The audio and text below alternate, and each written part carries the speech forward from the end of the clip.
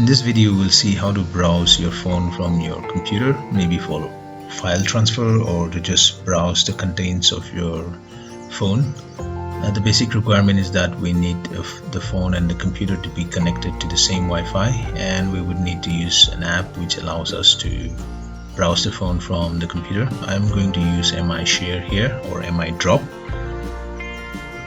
Once I open the app, I'll go to the menu and choose Connect to Computer. Once I tap on the Connect to Computer, I will get an address which I need to type in from the computer.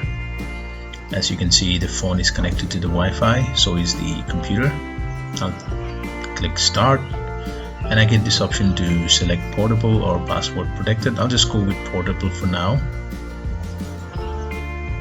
If you select password protected, then you will have to set a password, and we have to choose the storage which we need to access from the computer, and this is the address. I need to note this, and I need to type this on the File Explorer from the computer.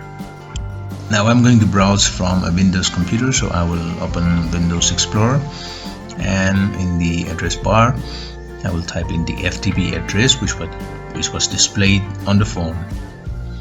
MI Share app.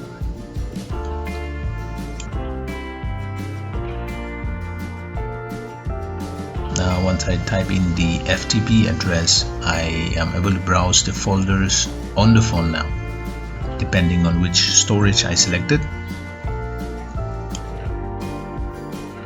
Now we can easily copy files from the computer to the phone or from the phone to the computer, but let me try creating some folders where these folders will also appear on the phone storage.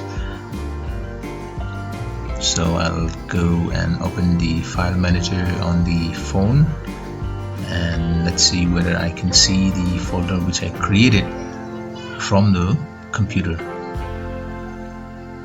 As I can see, the folder is here. Similarly, let me try from the phone.